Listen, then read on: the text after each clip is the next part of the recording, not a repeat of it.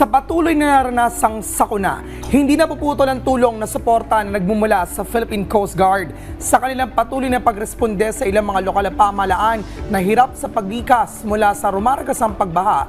Ating kukumustahin ngayong araw ang kalagayan pati na rin ang relief at rescue operations ng Philippine Coast Guard. Mga ka-RSP, muli po natin makakapanayam ngayong araw si Captain Noemi Cayabyab, ang spokesperson ng Philippine Coast Guard. Muli, magandang umaga po sa inyo, Captain Noemi. Good morning, Sir Audrey, Prof. TV at sa lahat po ng sumusuporta sa ating programa. Alright, Captain Noemi, hingi po kami na update patungkol po sa patuloy na pagresponde ng Philippine Coast Guard. Yes, as of the moment po, Prof. TV, nakapag-record na po tayo ng 8,734 na individuals na na-rescue at na-evacuate po natin sa iba't ibang lugar po. At the same time po, meron na rin po tayong monitor ngayon ng mga pantalan na may record na po ng mga stranded na passenger, mga barko at may mga nag-take shelter na po. As per record po natin, meron po tayong 11 ports na binabantayan po at may stranded na po tayong naitala na 288 na pasahero, 149 rolling cargoes, at meron na rin po nag-take shelter na mga bangka at saka mga barko po sa iba't ibang lugar. Well, Captain, kahapon po nabalitaan po namin yung ginagawa niyong pag-monitor sa mga ilang palaisdaan. Tumulong din po kayo sa ilang mga lokal na pamahalaan. Kamusta po yung naging pagresponde sa ilang mga nahirapang lumikas?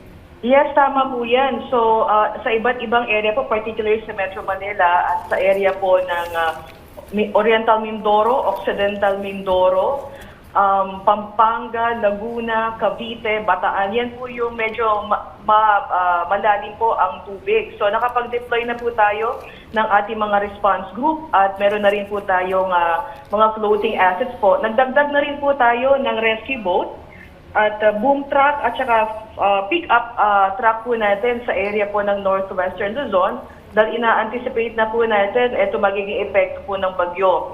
At kahapon rin po, nagamit na rin po natin yung ating Coast Guard K9 Search and Rescue Working Dogs. Dahil dyan po sa area po ng Tagaytay ay meron pong nai-report na landslide at may 3 pong nawawala. So we utilize po yung ating K9 dogs o yung working dogs po natin at meron po tayong na-recover at nakita po na isa pong biktima. So lahat po ng ating resources sa Philippine Coast Guard ay atin pong ginagamit upang matulungan po ang lokal na pamahalaan ng iba't ibang lugar po para matugunan po ang kanilang mga search and rescue efforts. And of course, alam niyo naman po, Sir Audrey and Professor Titi, ongoing pa rin po yung ating ginagawang libreng sakay. Although nagbigay na po ng suspension ang iba't ibang pamahalaan po dito sa Metro Manila, pero patuloy pa rin po ang pakikipag-ugnayan ng Philippine Coast Guard kasama po ang Department of Transportation and the PPA sa pagbibigay po ng libreng sakay sa ating po mga commuters. Alright, Captain Noemi, bukod po sa PCG, may mga katuwang di po ba silang kayo po na pagbibigay ng suporta sa pag-rescue sa ating mga kababayan, especially in the coastal areas na na-mention po ninyo kanina? Yes, opo. Ating pong katuwang ang mga coastal barangays po. Yan po talaga yung ating mga partners pagdating po sa ganitong panahon. And of course, yung local government unit at ang DRRM po natin. Sila po yung ating katuwang talaga dyan. And ang kagandahan lang po, even before po na pumasok itong mga bagyo, ay meron po tayong tinatawag na iCare program, yung Intensive Community Assistance Awareness Rescue Enforcement. So nabigyan na po talaga natin ng awareness and information yung ating mga barangay po na pagdating po sa ganitong panahon ay iwasan po muna yung maglayag ng ating mga mangingisda kasi again hindi po natin alam yung bugso dahil nadala po ng habagat. So we are always looking forward po sa safety ng ating mga kababayan. Well, Captain, dun po sa mga lugar na may storm warning signal number 4, napakalakas po ng hangin doon. Ano po ang gagawin ng PCG doon? Doon po sa mga area, specifically sa Northwestern Luzon po, definitely suspended na po lahat ng sea travel. No? Although, ang kagandahan lang po siguro ngayon, wala po tayo naitala mga stranded kasi naging active na rin po ang ating mga stakeholders na alamin po talaga yung panahon para wala po ma-stranded na mga pasero sa ating po mga pantalan. And of course, close coordination po talaga sa barangay and local government. Ang patuloy po namin pagpapaalala sa lahat po ng mga mangingisda na huwag po tayong lumayag muna or pumalaot pagdating sa ganitong panahon po.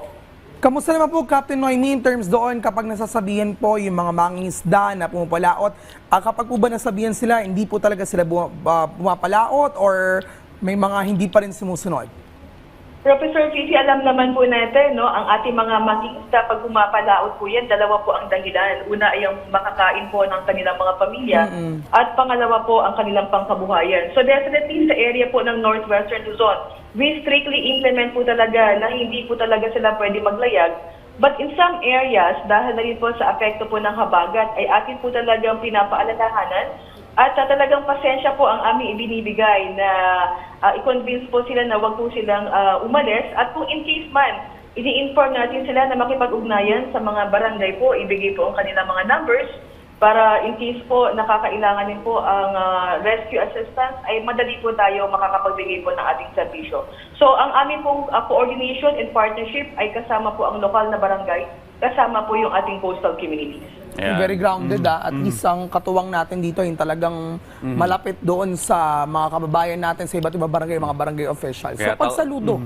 Taos puso po kaming sumasaludo sa lahat po ng kawani ng Philippine Coast Guard. Again, maraming salamat pong muli at nakapanayin po natin ngayong umaga si Captain Noemi Cayabyab, ang spokesperson ng Philippine Coast Guard. Maraming salamat po, ma'am.